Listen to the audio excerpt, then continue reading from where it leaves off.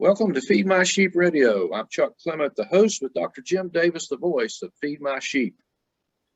Today's message is the Children's Series, Part 2, Ideas and Tools for Strengthening Children.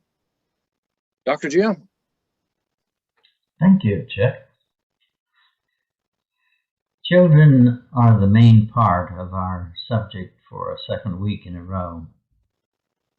There are so many arenas for us to focus on that I will share some of the arenas I am aware and encourage you to serve the Lord in and through any of these categories that the Lord God would lead you. Due to many cultural complexities in our times of no school and then opening them on a limited basis with transgender privileges, we have a lot of issues with the child care. A 6-year-old girl from Loudoun County, Virginia, came home asking her mother if she was born evil because she is white. Riding her bike on the sidewalk in Fulton, Missouri, within sight of her mother walking behind, an 11-year-old girl was confronted by a man in a car with all sorts of vulgar sexual implications. This Halloween, sewing needles were placed in pre-packaged candy that was given to trick-or-treaters in Toledo, Ohio. With the reopening of schools with transgender restrooms, 2 different girls were raped by the same student after he was transferred to a different school by school authorities in Loudoun County, Virginia. I would tell you a story of 11-year-old Gabriella. During the pandemic isolation as a family, crumbs were spotted by Dad in a chair, and he asked Gabriella to get the portable vac out of the garage and remove them.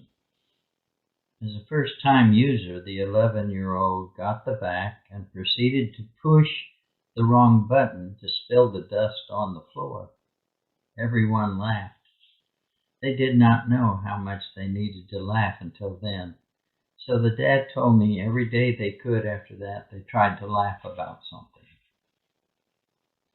For some time now, fathers have had financial incentive for their children if they did not hang around home, for the government to bless their children with money. This has caused a great deal of children to be without fathers present and has encouraged the destruction of the family. Further, this has caused some men not to consider their presence of importance in the traditional home at all. Without school, for many, there was no systematic and careful regimen of learning. One of the positives of this trauma was that parents began to see electronically what the children were being taught, and CRT was frequently a matrix used. Without school, many children did not receive meals at school which provided significant nourishment for them. Organized sporting events for children were set aside or continued without some of the support from the school they had attended. Without school, the clothing needs of some of the children with their growing spurts could not be objectively observed by teachers and school staff in order to get anonymous help for those children who needed clothing for their growing development by churches. Genetic questioning about one's self-esteem and actual sexual identity became a frequent issue through social media. Suicide of children marked our land with increased behavior. With fathers gone and frequently unemployed, child support dollars were not forthcoming, so the household after household where child care became a problem and income from employment by the single parent was struggling many families and homes had to do what needed to be done with even fewer resources. Older children or family members, some of whom had schoolwork on their own, were the child caregivers. With the child being home, if there were illegal drugs or legal drugs in the home, they were frequently found and used by children who overdosed. I'm told that many trick-or-treat costumes stayed on the shelves because parents did not invest funds in them for their children. Child pornography, I'm told, soared during the months. Children in California in particular found that they could steal from the drugstores frequently without any bother. Children were being used to steal from the drugstores and give the stolen item to the parents or other family members so that they could sell them to others. In fact, parents or adults could steal up to $1,000 from a drugstore and nothing would happen to them for the theft. This has caused many businesses that provided medicine, for example, to close, ending that access to the community. Child brides were introduced to our nation by the reception of many immigrants from where legally marrying girl children as young as 12 and 13 was possible. Such child brides are being assimilated into our culture.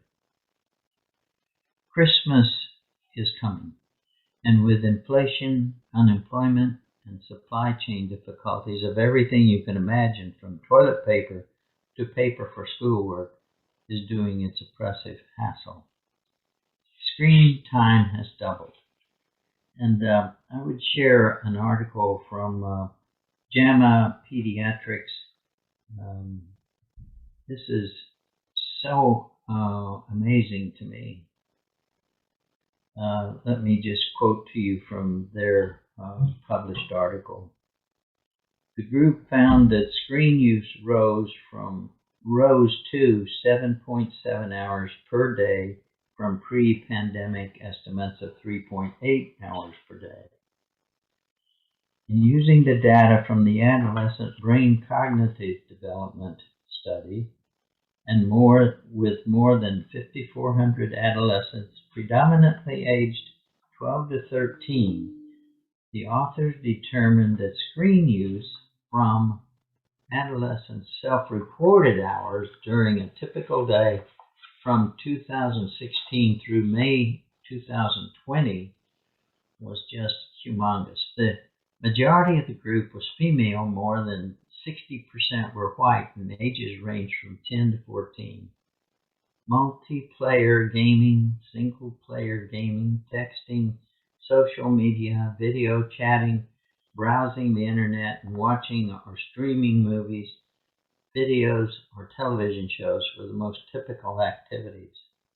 And the typical daily screen use excluded schoolwork, was calculated by the researchers. So just think about it. When they were in the homes using the screen to do education, they were doing almost 8 hours, not education. And then the additional screen time would have been education. And they have got this data from the brain group. This data from them was through May 2020. And they know it's almost doubled since then. There is really an amazing report that will be coming in the coming years about what kind of change it's made in the lives of children. Of course, every screen is now mentioning Christmas possibilities on every child's program. God, parents, aunts and uncles, grandparents, neighbors, teachers, churches have a wonderful opportunity to serve our children in these hours, these days, this season. Our children do not realize the lost opportunities they have in these months by such loss, but their future development and lifestyle will see and measure the result more clearly the harvest of such neglect. We have many tools in our believing in Jesus movement. Let me start with the story of Norval Randall, who I was privileged to serve as a senior pastor while serving in the Grace United Methodist Church of Cape Girardeau, Missouri. Small boy Norval moved to a new house 3 houses south from the Grace Methodist Church in Cape Girardeau. Every Sunday morning, an elderly gentleman would walk by Norval's home, his new home, on his way to Grace, the older gentleman's way to Grace, and he would always invite Norval and the other kids that were there to go to church with him. This got to be a game with Norval and his mates, so they would look forward to his coming. In good weather, they would be outside, and the man never failed to ask them to come to church with him. This went on for months.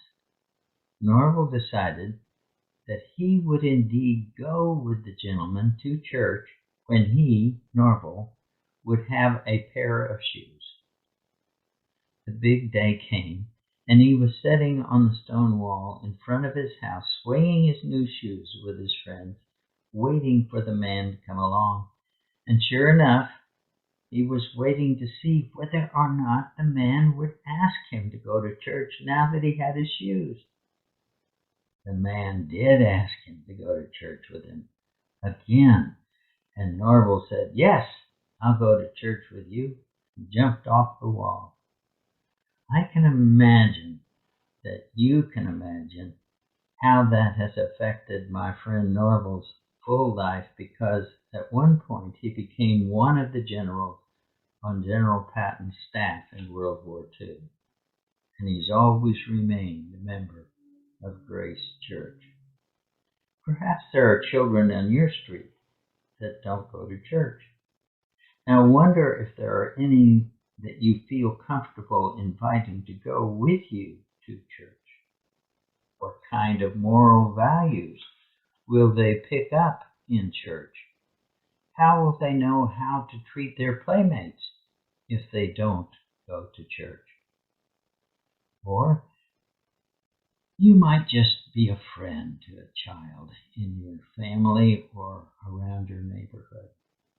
Or you could provide a father image or an aunt image or a grandma, grandpa image to children in this transition time.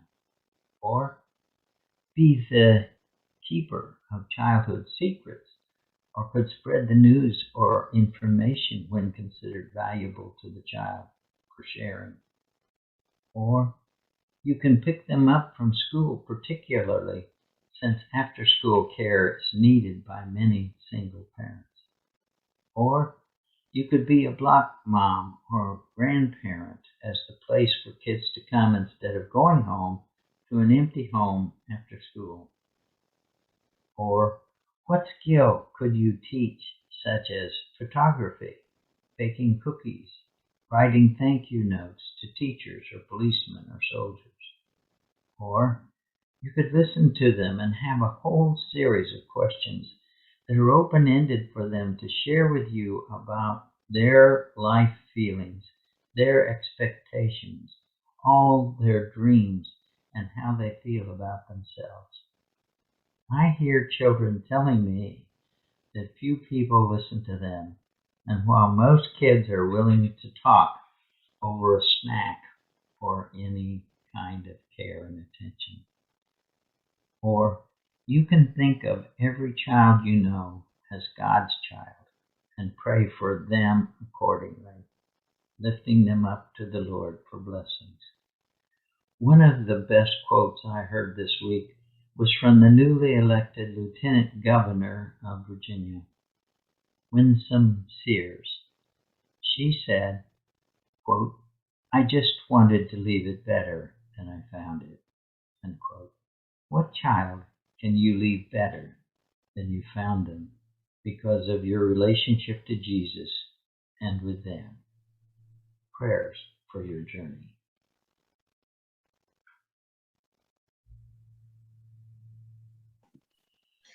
Well, Dr. Jim, Your first little illustration there with the young man waiting on the wall for the elderly gentleman to come by to ask him to go to church, and the catalyst for that was new shoes.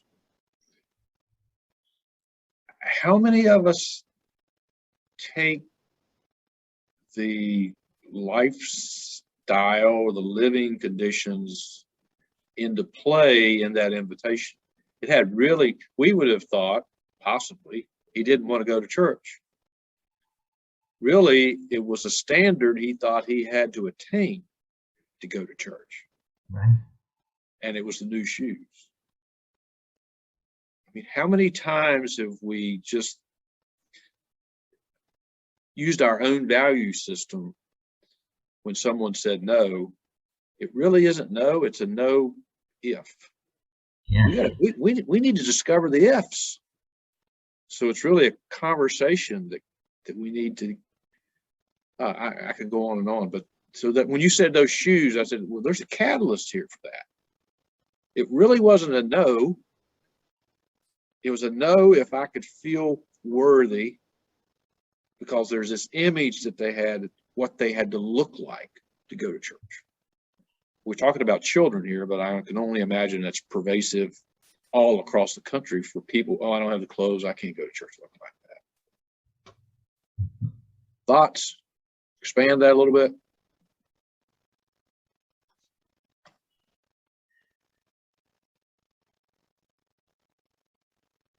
I think of many things, but I'm sorting through to two right now.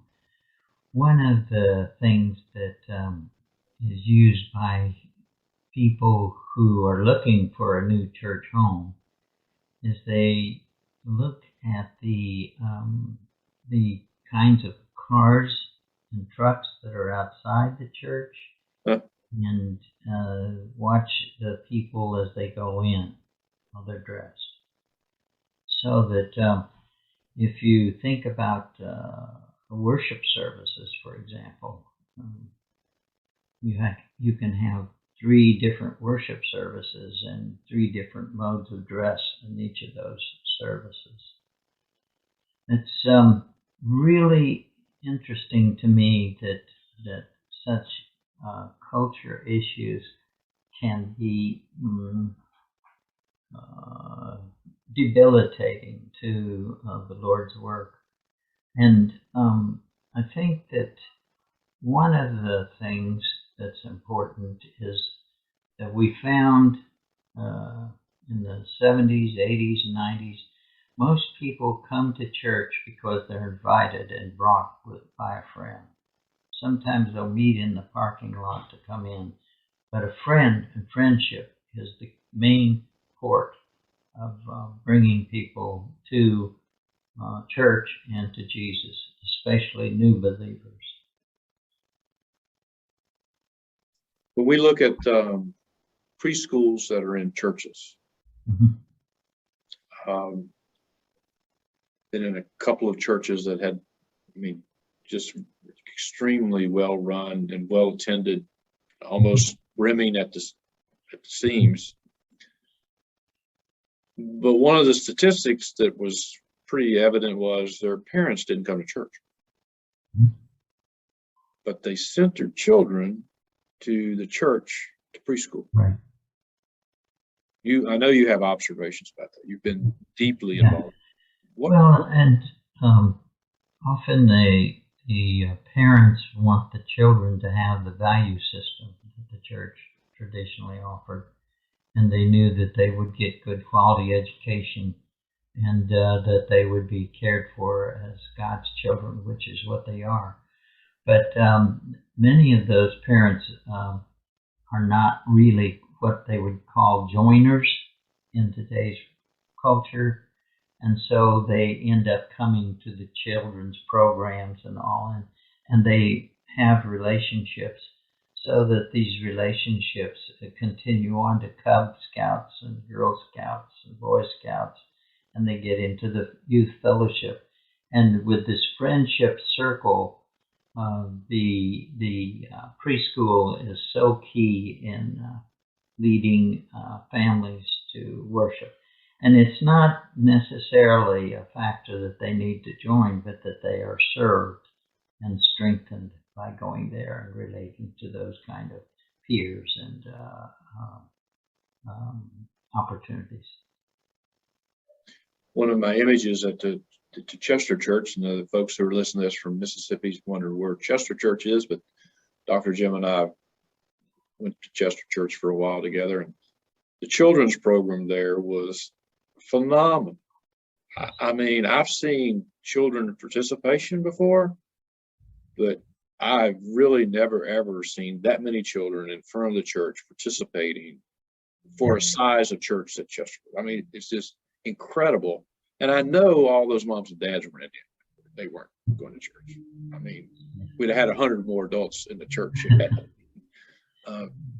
It's just phenomenal what the church can do, seeding a child's life for Christian principles just by reading them stories that they have no clue about. Right. That's so true. I was senior pastor of a large metropolitan church in St. Louis at Chesterfield area, not Chesterfield, Virginia, but Chesterfield, Missouri. And the preschool there was a great port of entry for new members into the church. And I had an associate pastor that was in charge of new membership. And this one year we took in 103 new members, adult members, and confirmation members. And most of those people came in through the preschool. But my associate pastor got recognition for that because that was part of his job description. And so he got a conference-wide award for the number of people that he received in a 2-year period. And he and I knew it was really the preschool gleanings and harvest. Oh, cute. Yeah. And so in the last session in Children Part 1, you alluded to the fact that we shouldn't forget that we're all children of God, and we're not mature in any way, shape, or form relative to our chronological age in the eyes of God. And it goes to a point, I'm having dinner with a couple, Susan and I are having dinner with a couple this weekend, and Linda, when we first met her, it's been probably 10 years ago, she came to church for the first time, and the Lord's Prayer was said. Okay. And she came up after church and she says, "How did you all know that?" Well, she'd never been to church before. She was she was in her early 30s before she was really introduced to church. And we have to remember there are children that have no chronological age representative of what we normally think of children. So the unchurched are really children in the Holy Spirit, trying to get through them. So we can't dismiss that segment of the population. So true. Yeah. I had a client meeting the other day, and we've had these conversations about small groups, and she said, "Well, I'm struggling going to my regular church, so I have 5 ladies in my neighborhood. We do our own church. This small group, but it's also a children's way of dealing with it. You know, they get a small little group of kids in the neighborhood, and they band together and they become one, and they grow together. And in this case, it's an individual that's very mature in her faith, and she's really asking individuals just in her neighborhood to join her 4 or 5 have, and they're not mature in the faith. And once again, children, not a chronological age child, but children. And how is the church addressing that segment of the population? I always referred back to my son who lives in Manhattan, and one of the larger churches there, most of the folks who come are somewhere between 20 and 35, and large majority are unchurched initially, and but huge attendance. And so there's some attraction, there's an attractor there. They're looking for something and they hear about it, and it's almost like, golly, if all of these people like me are going there, maybe I ought to go figure this out, or at least find out about it. How's a church identifying? Mainline churches, I don't see that happening as much as some of the other church models. The biggest identifier, I think, for those kind of experiences is the music. Music is a great draw. Back in the dark ages when I went to seminary, they told us that music was the second most important part of worship, unless it was bad music, and then it was the most important part. So, and that is true because the church Sharon and I attend here now spends an enormous amount of money on the music. It's just enormous.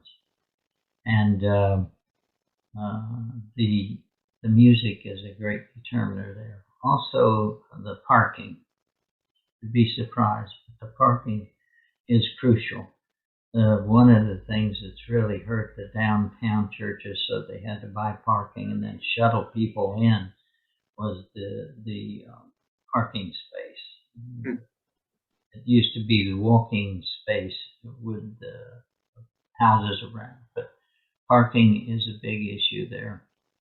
So those are cultural things that are issues for drawing people. But if you don't have visitor signs set up like you're expecting them, they won't think you are expecting them. So that's one of the important facets. There was another facet to your question that I haven't answered. What was that? I rattled on. I can't remember. I'm sorry, but the choice, the look-see, the check it out. Usually, there's a lot of data. Let me say it that way. There's a lot of data to say that the people make a choice to come back again in the first 3 to 5 minutes, depending on how they're greeted by others, what kind of facilities are there, are the restrooms easily marked, those kinds of things. So they decide in the first 3 to 5 minutes. And one of the things I always used to say as I was training pastors is, this is well before you speak. So you don't necessarily take it personal or anything in terms of yourself as pastor, because somebody might be waiting for new shoes, or somebody might be waiting for something else to happen, a friend to come with them or something before they're more definitive. And with peer pressure now with teenagers, the teenagers tend to go here or go there. So if you've got a big youth group, you need to cherish that because of them being there and seeking strength and energy to follow the faith there. And if you don't have it, you need to work at building that up. And that is done by each one inviting one. I want to wrap this up, and I want to go back to where we started. with children. Two tools that I heard you talk about. You obviously put prayer in there as a tool. The other tool, the idea is just to invite. These are so basic to the Christian principles. They don't go away, and they're not chronologically oriented, but to children, they need to be invited too. They need to be invited into a safe space, and that church needs to be cultivating that welcoming type of model. If you had to provide a couple of more ideas, maybe 1-2 more ideas, what would they be to add on to prayer and invite? Oh, thank you for asking. One thing I would do, I've heard this from parents. They have joined the church I was serving because of the way I approached their child. And so I think that's true for laity, and I'll say that in the second point. The thing that I have traditionally done when I first meet a small child is I go down on at least one knee and I get to their level. And I ask them a question that can't be answered yes or no. Like, what time did you get up this morning? And they look at me like I'm asking them. But I'm trying to get to a feeling base with the child. Have you had your cold long? Did your dad break the speed limit while I came here? Is it yes or no thing? And you can just relate to them. And the kid knows it. And the family knows it. And anybody else who's watching knows it. And that kind of care, that kind of attention can be offered by anyone. You don't have to be a pastor to do that. Just go to the kid and speak to them and treat them as though they are your equal, because they are. They're a child of God. Now, this is true in every church I've served, and I've served in country churches and large churches that the Lord has led me to. I believe that every church has 5 real people that are the foundation of the church. 5. Church might have 7, but everyone's got at least 5. I'm talking about the country church that might have just 30 members, but 5.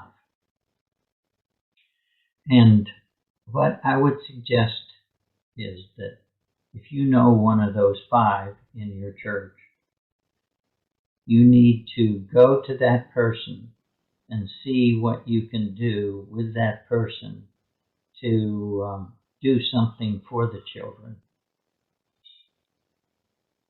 Do something with the children.